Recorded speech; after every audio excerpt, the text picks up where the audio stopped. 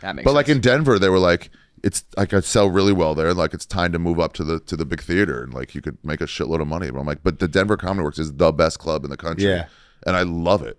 Right. So I did 2 weeks in Denver. I did 2 straight weeks in Denver and had the best time skiing in between. And it was like, and I made hella money. You can do the same amount. It's just more work for you, but you can do, but none of you can do 100 people 10 times or one 1,000, right? It's like the same idea.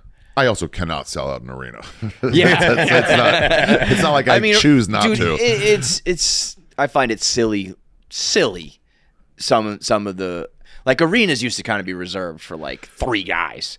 And now it was Dice, then no one till Dane Cook, which was 20 plus years later, and now it's tons. I mean, it's like Tony did 2 straight nights. Yeah, it's crazy. You should have seen in LA all the fucking bitches, male bitches when it came up. It was like Tony's doing Madison Square Garden, and it's like they wanted like you want to shit on things, and I go, yeah, he is, and he sold it out, and he's going to do another one and sell that one out. Yeah, and they're like, why? Like, because he's had this show for 10 years. And it's in the belly room, has recurring characters. It's so cool. I've done it 100 times. He just opens a door for comedians to be funny. It's so great. It's such a good thing, right? Yeah, and they're like, yeah, yeah, like that's a perfect example of something that's like he did it for nothing. Right in the beginning, and probably did it for nothing up until like 2 minutes ago, and then it fucking, that's the sort of shit leap, and then a massive leap. But also always fun. It was never not a fun show to do, right? Except when Ric Flair was on. It was so fun when Ric Flair was on. That was probably actually the most fun, right? What happened with Ric Flair? He was just he started drinking it too. He was hammered, and Tony's like a huge wrestling fan, and like specifically like Ric Flair is like his idol.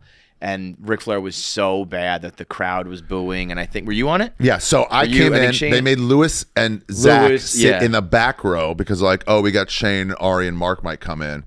And they were going around to the mothership to go on. And I just went in through the back. And I was like, what the fuck? And just like, rip my shirt off. Like, oh, fuck. And then Flair was like, oh, okay, I know what this is. This is cool. He was like allowing it.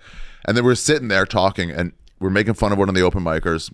And then Flair just goes, if there's one thing you know about me, it's that I don't make fun of people who donate their time. Yeah, he wouldn't make fun of people on Kill Tony. And it's like the whole basis of the show. And I'm like, if that's the one thing we would know about Ric Flair, that's the one thing. Everybody always says Ric Flair doesn't make fun of people who donate their time. Like, what? And then I kind of looked behind me at Lewis and Zach, and they were like holding back, and he kept talking about his dead son and whatever. And then at some point, Lewis just like, and it was like, it just non-verbally, let's light this guy up. Let's light this motherfucker up.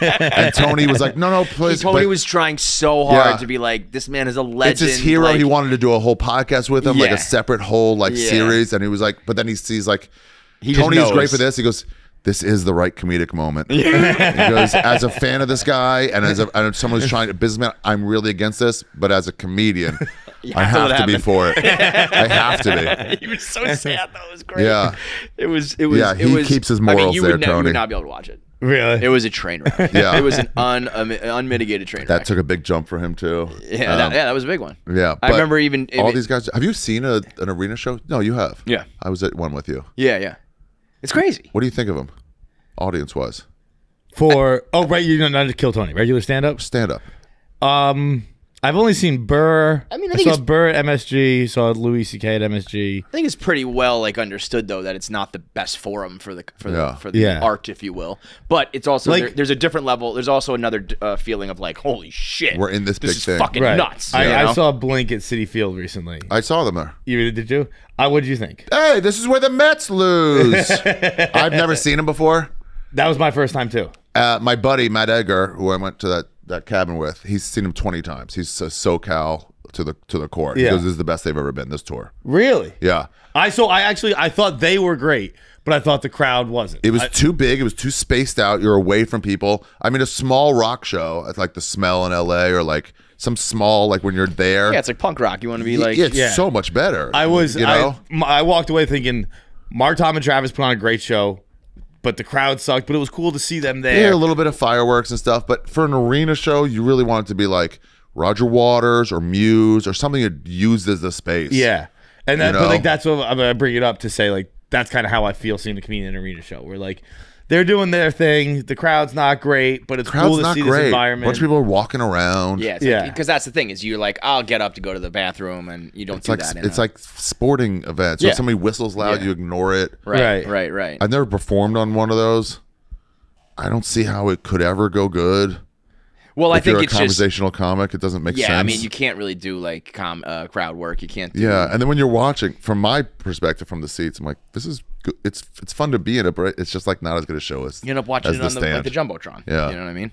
But I think that it's. What do you think is the best? A club, a theater? Club. Like a 50-person club. You think is like the best? Oh, that's interesting. I usually sit like a 300-seater. Sometimes it's like 1,200 seaters can be really good because they're all your fans too. But still, a club is so cool. You can hear everybody, hear individual laughs. It's a real conversation, like a 280. You know what you should do is just flip the game and perform only in like 50-person rooms, and the tickets are like $500. There you go. When I saw Dolly Parton, it was like fucking a lot of money, and it was a 500-seater. Really? Yeah. It was. I was another story, but I didn't realize it was only 500. Yeah, it's pretty gangster to be like, cap it. Yeah, so there were no even bad seats. And then you like do whatever you want. Could have spent a quarter of it and still been in a really good seat. How much was the ticket?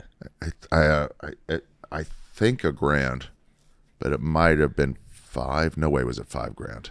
I see. Even $1,000's not too like for 500 people to see Dolly Parton. For a legend and like 7 to 10 rows out. Yeah, that's nuts. You could see where her wrinkles would have been if she ever. What's the most you ever spent on a ticket for something? Is that it? I think it might be. Yeah. And you became America's sweetheart.